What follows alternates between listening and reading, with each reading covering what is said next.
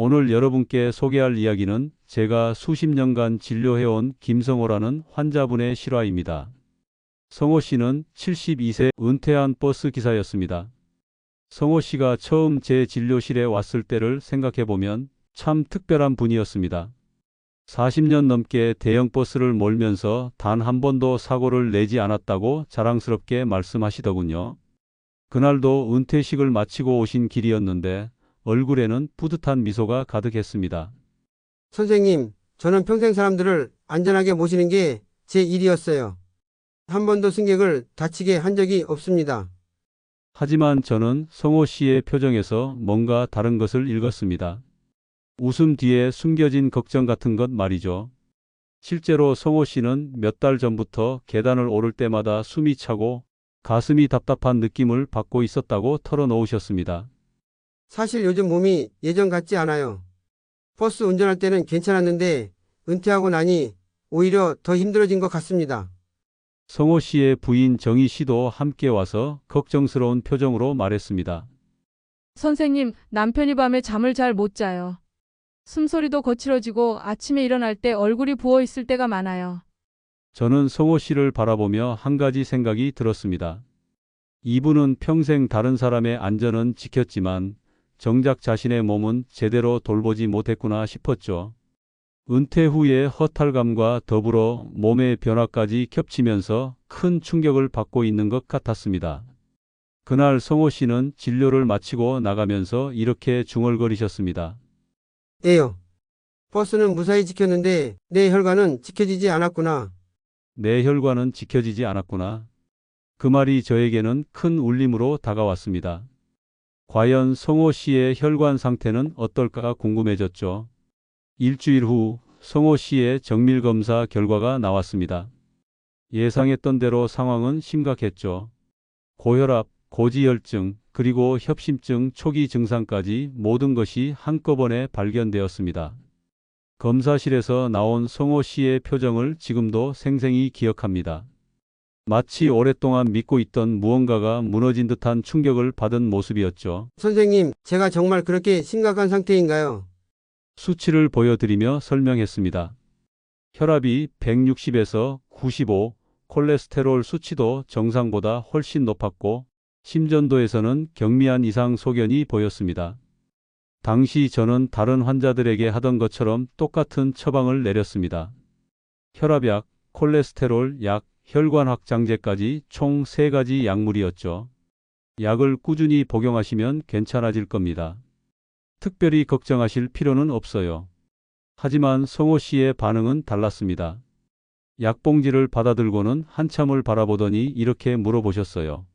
선생님, 이 약을 언제까지 먹어야 하나요? 아마도 평생 드셔야 할 것 같습니다. 그 순간 성호 씨의 얼굴이 확 어두워지는 것을 봤습니다. 평생 건강하다고 자부했던 분이 갑자기 평생 환자가 되어버린 현실을 받아들이기 힘들어하는 것 같았죠. 한 달 후 재진에서 성호 씨를 다시 만났습니다. 약은 열심히 드시고 계셨지만 전반적인 컨디션은 오히려 더 나빠 보였습니다.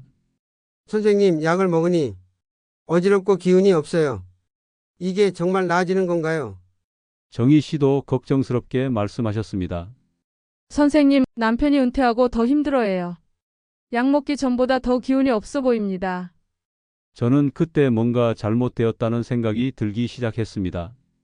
약물로만 해결하려는 제 접근 방식에 의문이 생겼죠. 한 달 더 지난 후 성호 씨는 딸 민주 씨와 함께 병원에 오셨습니다. 민주 씨는 약사였는데 아버지의 상태를 보고 뭔가 결심한 듯 보였습니다. 선생님, 저희 아버지가 계속 이렇게 약만 드셔야 하나요? 민주 씨의 질문은 직설적이었습니다. 저는 평소처럼 대답했죠. 약물 치료가 가장 확실한 방법입니다. 수치도 어느 정도 안정되고 있고요. 하지만 민주 씨는 아버지를 바라보며 이렇게 말했습니다. 아빠, 약은 불 끄는 소방수일 뿐이에요. 불이 왜 나는지는 못 고쳐줍니다. 성호 씨가 반박했습니다. 민지야, 내 나이에 뭘 바꿔. 선생님이 약 먹으라고 하시니까 먹는 거지. 아빠, 평생 버스 안전하게 몬 것도 하루아침에 된 게 아니잖아요. 작은 습관들이 쌓여서 그런 거죠. 아빠 몸도 마찬가지예요. 민주 씨는 가방에서 노트를 꺼내더니 아버지에게 보여주었습니다.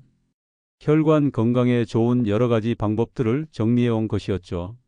매일 30분씩 걸으세요. 그리고 올리브 오일과 들기름을 번갈아 드시고 밤에는 따뜻한 족욕을 해보세요. 성호 씨는 반신반의하는 표정이었습니다. 그런 게 정말 약보다 효과가 있을까? 시도해 볼 가치는 있습니다. 제가 끼어들었습니다.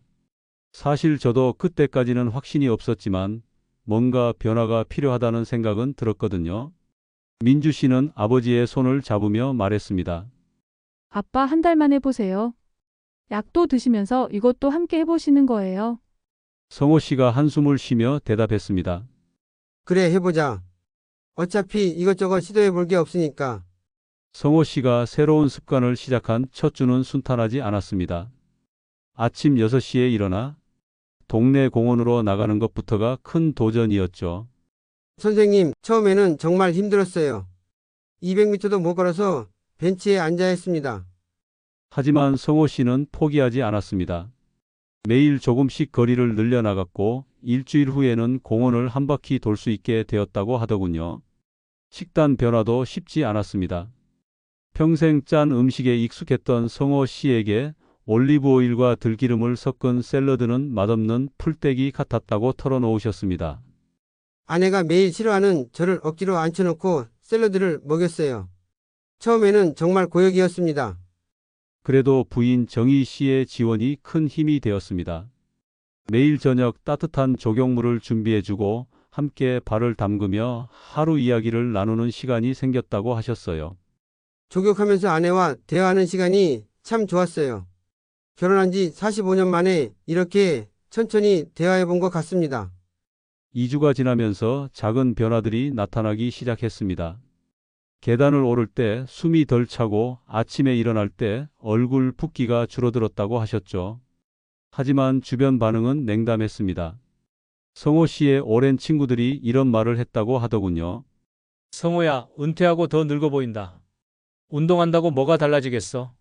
나이 먹으면 다 그런 거야. 이런 말들이 성호 씨의 자존심을 건드렸습니다.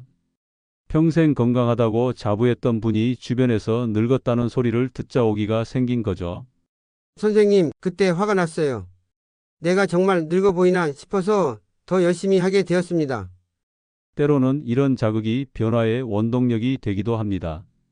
성호 씨는 그 말을 들은 다음 날부터 더욱 적극적으로 운동과 식단 관리에 임했다고 하셨어요.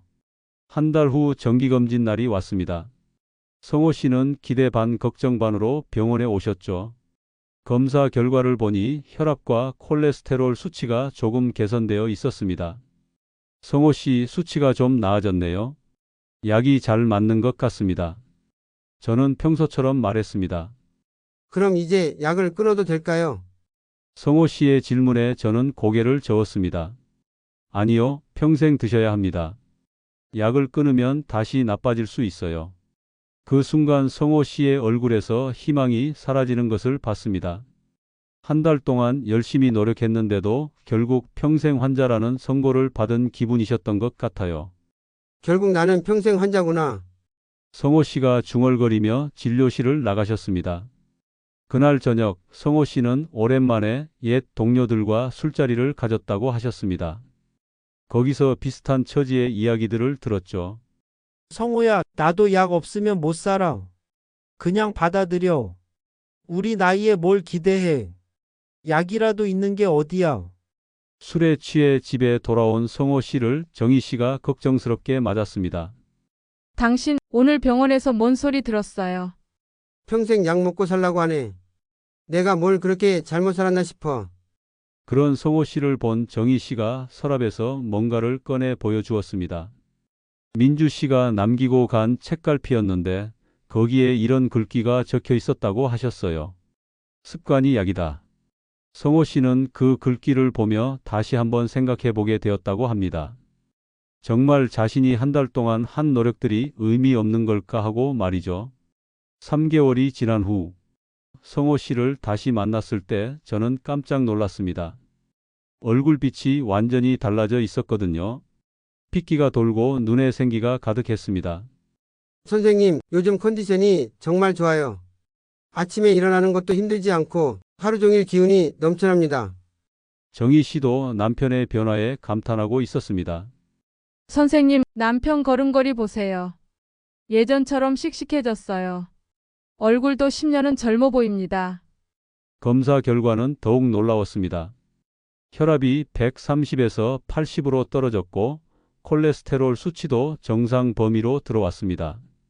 심전도 소견도 많이 개선되었죠. 어떻게 이런 변화가 가능했나요? 제가 물어보니 성호 씨가 자세히 설명해 주셨습니다. 매일 아침 6시에 일어나서 1시간씩 걸어요. 이제는 공원 3바퀴도 거뜬합니다. 그리고 아내가 차려주는 샐러드도 맛있게 먹고 있어요. 밤마다 조격하는 것도 빼먹지 않아요. 그러고 나면 잠도 잘 와요. 정희 씨가 덧붙였습니다. 선생님, 남편이 정말 달라졌어요. 활력이 돌아왔다고 해야 할까요? 성호 씨의 변화는 주변 사람들에게도 화제가 되었습니다. 몇 달 전 늙어 보인다고 했던 이웃들이 이제는 다른 말을 했다고 하더군요. 성호 씨 피부도 좋아졌네요. 대체 뭘 하셨어요? 운동이라도 하세요? 성호 씨는 쑥스러운 듯 웃으며 대답했다고 합니다. 특별한 건 없어요. 그냥 매일 조금씩 몸을 돌보고 있을 뿐입니다.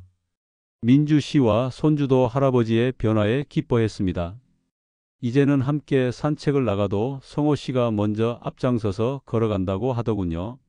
할아버지, 진짜 젊어졌어요. 손주의 말에 성호 씨는 가장 뿌듯해했다고 합니다. 6개월 후 정기검진에서 저는 성호 씨의 검사 결과를 보고 말을 잇지 못했습니다. 모든 수치가 정상이었거든요. 혈압, 콜레스테롤, 심전도 모든 것이 건강한 사람 수준이었습니다. 이런 변화가 가능한 건가요? 약만으로는 절대 불가능한 수준인데 저는 성호 씨를 바라보며 물어봤습니다. 대체 무엇을 하셨습니까? 성호 씨가 담담하게 대답했습니다. 습관을 바꿨습니다. 약이 아니라요, 습관은요. 매일 걷고 제대로 먹고 몸을 따뜻하게 해주는 것. 그게 전부입니다. 저는 한참 동안 침묵했습니다. 수십 년간 의사로 일해오면서 약물 처방에만 의존해온 제 자신을 되돌아보게 되었죠. 선생님, 처음에는 저도 반신반의했어요. 하지만 해보니까 정말 달라지더라고요. 성호 씨의 말이 계속되었습니다. 약도 중요하지만 결국 내 몸을 바꾸는 건 내가 매일 하는 행동들인 것 같아요. 그날 저는 성호 씨에게 솔직하게 말했습니다. 저도 배우겠습니다. 그동안 약 처방에만 의존했던 것 같네요. 선생님도 건강관리 잘 하셔야 해요. 선생님이 건강해야 환자들을 더 잘 도와주실 수 있잖아요. 성호 씨의 말에 저는 깊이 고개를 끄덕였습니다. 그분이 제게 준 교훈은 단순히 의학적 지식을 넘어선 것이었죠. 1년 후 성호 씨는 손주와 함께 버스를 타고 나들이를 갔다고 하셨습니다. 오랜만에 버스 승객이 된 기분이 어땠는지 물어보니 이렇게 답하시더군요. 선생님, 창밖을 보면서 문득 이런 생각이 들었어요. 평생 사람들을 안전하게 데려다 주는 게 제 일이었는데 이제는 제 몸을 안전하게 데려가는 게 제 일이구나 하고요. 손주가 할아버지 손을 잡으며 말했다고 합니다.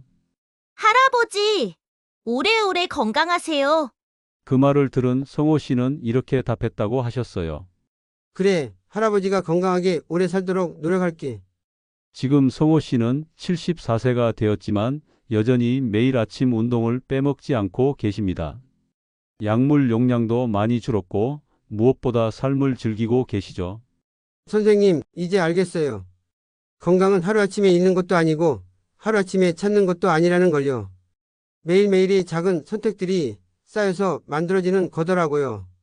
성호 씨의 이야기를 통해 저는 많은 것을 배웠습니다.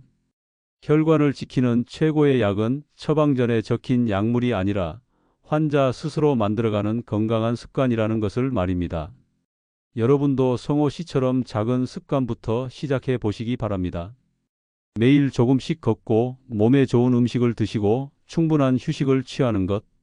그것이 바로 혈관을 지키는 가장 확실한 방법입니다.